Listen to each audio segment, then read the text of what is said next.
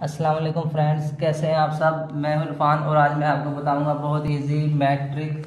जब भी हमारे पास दो रकमें फ्रैक्शन में हो यानी दो रकमें हमारे पास बटे में हो तो हम उसको किस तरह इजीली हल कर सकते हैं।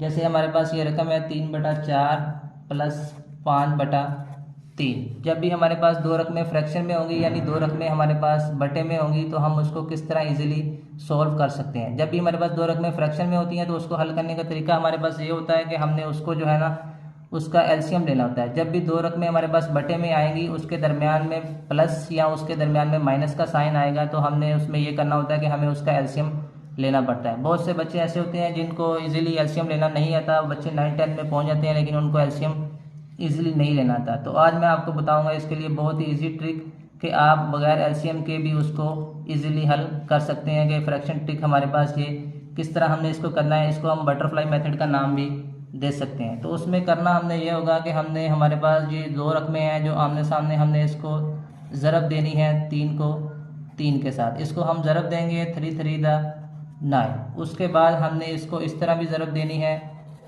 इन दोनों को हम ज़रब देंगे 4 को ज़रब देंगे 5 के साथ, 4 5 20। अब हमने इसका आंसर कैसे निकालना है कि हमारे पास जो ऊपर हमने इन दोनों रकमों को ज़रब दिया इसका आंसर हमने ये लिख दिया, इन दोनों रकमों को हमने ज़रब दिया इसका आंसर हमारे पास ये आ गया।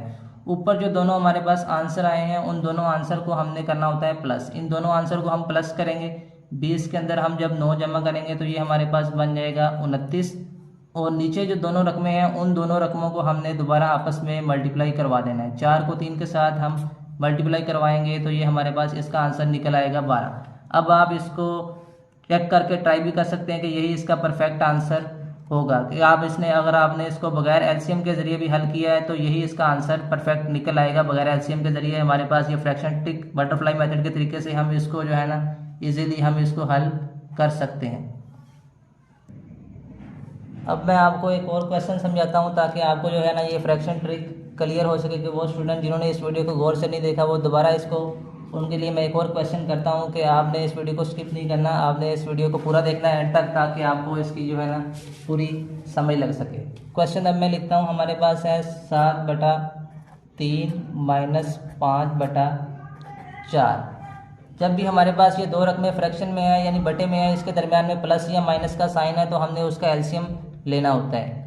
तो अब हमने इसको एलसीएम लिए बगैर हम इसको इजीली, बिल्कुल इजीली हम इसको बटरफ्लाई मेथड के तरीके से हल इसको कर सकते हैं। तो हमने क्या किया था पिछले क्वेश्चन में, इसको हमने इन दोनों रकमों को हमने देनी होती है ज़रब। इन दोनों को हम ज़रब देंगे, 7 को हम ज़रब देंगे 4 के साथ, 7 को ज़रब देंगे 4 के साथ तो ये बन जाएगा हमारे पास 28। इसी तरह हमने इन दोनों रकमों को भी ज़रब देनी है, 5 को हम ज़रब देंगे 3 के साथ, 5 को ज़रब देंगे 3 के साथ, ये बन जाएगा 5 3 15। तो अब हमने इसको क्या करना है, इसको हमने ये जो ऊपर दोनों रकमें आई हैं हमारे पास, जो दोनों के आंसर निकल आए हैं इनको आपस में मल्टीप्लाई करवा के उन दोनों को हमने करना है माइनस। अगर तो हमारे पास प्लस का साइन होगा तो हमने पिछले क्वेश्चन में प्लस किया था, अगर इसके अंदर माइनस का साइन है तो हमने इन दोनों रकमों को माइनस करना है। अब हम इन दोनों को माइनस करेंगे, 28 में से हमने निकाल देने हैं 15। अगर हम 28 में से 15 निकाल देंगे तो हमारे पास ये बन जाएगा 13। उसके बाद ये जो नीचे दो रकमें हैं इन दोनों को हमने पिछले क्वेश्चन में क्या किया था, इसमें हमने इन दोनों को देनी होती है ज़रब। इन दोनों को हम जब ज़रब देंगे, 3 को ज़रब देंगे 4 के साथ तो ये हमारा आंसर आ जाएगा 4 3 12। तो अब आप इसको जो है इसको आप करके इसको बिल्कुल क्लियर कर सकते हैं। ये परफेक्ट इसका आंसर निकल आएगा कि अगर आपने इसको एलसीएम लिए बगैर भी इसको आपने हल किया है तो ये बटरफ्लाई मेथड के तरीके से या फ्रैक्शन ट्रिक जो अभी हमने किया है ये बिल्कुल इसका क्लियरली आंसर इसका निकल आएगा। अब मैं आपको इसका एक और क्वेश्चन समझाता हूँ ताकि ये जो मेथड है आपको बिल्कुल क्लियर हो सके। ये अगला क्वेश्चन मैं लिखता हूँ 3/4 माइनस 5/3। जब भी हमारे पास दो रकमों के दरमियान में प्लस या माइनस का साइन होगा तो हमने इसका एलसीएम लेना होता है। तो हमने इसको बगैर एलसीएम लिए इसको हम बटरफ्लाई मेथड के तरीके से इजीली हम इसको सॉल्व कर रहे हैं। तो उसके लिए हमने क्या किया था, हमने इन दोनों रकमों को देनी है ज़रब। इन दोनों रकमों को हम ज़रब देंगे, 3 को 3 के साथ हम जब ज़रब देंगे तो ये बन जाएगा हमारे पास 9।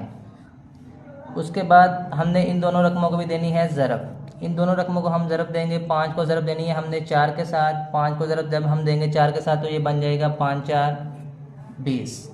अब अगर इन दोनों के दरमियान में प्लस का साइन होगा तो हमने इसको प्लस करना है, लेकिन अगर इन दोनों के दरमियान में माइनस का साइन होगा तो हमने इसको करना होता है माइनस। अब इन दोनों के दरमियान में साइन आ रहा है हमारे पास माइनस का, इन दोनों को हम करेंगे माइनस। 9 में से हमने माइनस करने हैं 20। 9 में से हम जब माइनस करेंगे 20, 9 हमारे पास छोटी रकम है, और छोटी रकम में से हम जब बड़ी रकम निकाल रहे हैं तो हमारे पास जो भी रकम बड़ी होती है हमारे पास अलामत उसी रकम की आती है। अब हमारे पास 20 है माइनस का, और 9 में से जब हम 20 निकालेंगे तो हमारे पास बच जाएगा बाकी माइनस का 11, क्योंकि हम 9 में से 20 निकाल रहे हैं। छोटी रकम में से जब हम बड़ी रकम निकालेंगे तो हमारे पास इसका आंसर माइनस में आएगा। और नीचे वाली दोनों रकमों को हमने, इन दोनों रकमों को हमने किया है माइनस, और नीचे वाली जो दोनों रकमें हैं उसको हमने क्या किया था, नीचे वाली रकमों को हमने देनी होती है ज़रब। 4 को जब हम ज़रब देंगे 3 के साथ तो ये हमारे पास बन जाएगा 4 3 12। अब आप इसको क्वेश्चन को हल करके आप इसको ट्राई कर सकते हैं, बिल्कुल ये परफेक्ट इसका आंसर है। इस तरह के मज़ीद ईजी ट्रिक्स के लिए हमारे यूट्यूब चैनल को सब्सक्राइब कर दें और साथ ही बेल आइकन को प्रेस करें ताकि हर आने वाली नई वीडियो का नोटिफिकेशन आप तक पहुंचता रहे।